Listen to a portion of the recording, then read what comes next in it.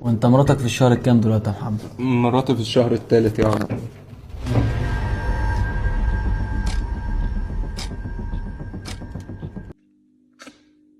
ده انا ما عنديش برد، انا كنت بنف عليهم بصي بالمره.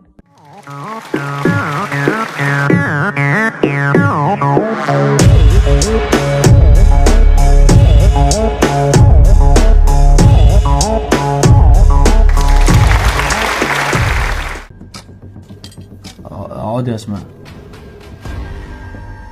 نضاره اجيب لك قرون ولا هي مزرعه جاهزه ولا في ولا أما اللي ما ترباش في التمثيل ما ترباش في الحقيقه. انت ايه اللي انت عملتيه ده؟ شطفته عادي، ما شفتش واحده بتشطف واحد قبل كده؟ انت بس تلاقي القرون طالعه لك من تحت. المفروض تحترميني شويه اسمها، مش كده؟ بس يا محمد يا حبيبي كل انت عليك يالا ديون يالا، ولا ممضينك على كمبيالات يالا، ولا انت ما تربيتش، ولا في ايه؟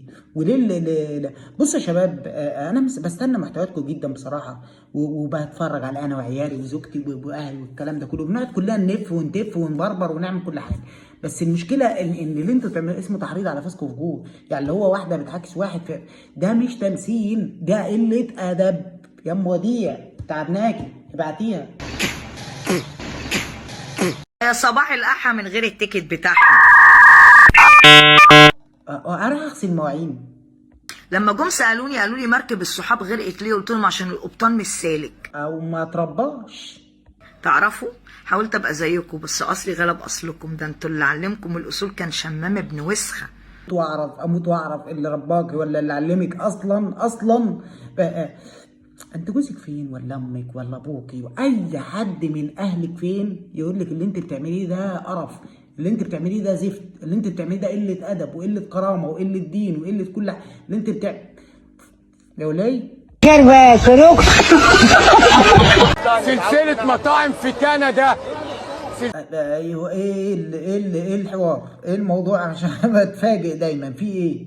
سلسلة مطاعم في كندا قالوا لي احنا عايزينك انت شخصيا، لو بتشتغل لو راس مالك مليون هنديك 100 مليون، وهتجيب العصافير لغايه عندنا يا راجل. لا مش اللي ببالك. وهتعلم من الاجانب، هنبعت لك فوق اجانب عندنا هناك تعلمهم. مستحيل يعني الاجانب يكونوا تافهين للدرجات دي، يعني مش اللي ببالك اكيد، ولا اللي ببالي اكيد يعني.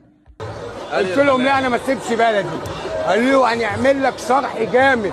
اللي قلت لهم ما اسيبش وعصافير اللي قدام حضرتك دي، والاجانب عاوزين ياخدوا. لا دي موهبه، ما ينفعش، ده من ايام الفراحته. بس انت تيجي الرئيس بتاع الناس دي. قلت لهم لا انا ابن مصر وبحب مصر. عم رأفت الهجان الجزء 79. وبحب بلدي، واللي انتوا شايفينهم دولت احسن ناس في العالم. ايه عندها 10 سنين وشافت البنات بتعمل على التيك توك، البنات اللي انتوا بتقولوا بتجيبهم ليه وبتقلدهم بقى. ما انت بقى استحمل بقى.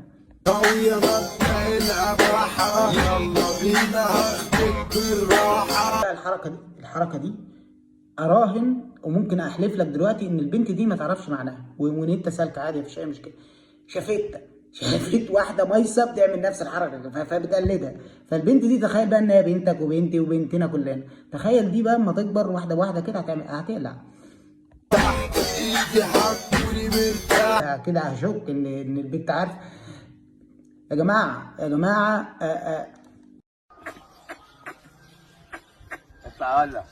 طلع فيك يا حاج، ايه انت بتزغزغه؟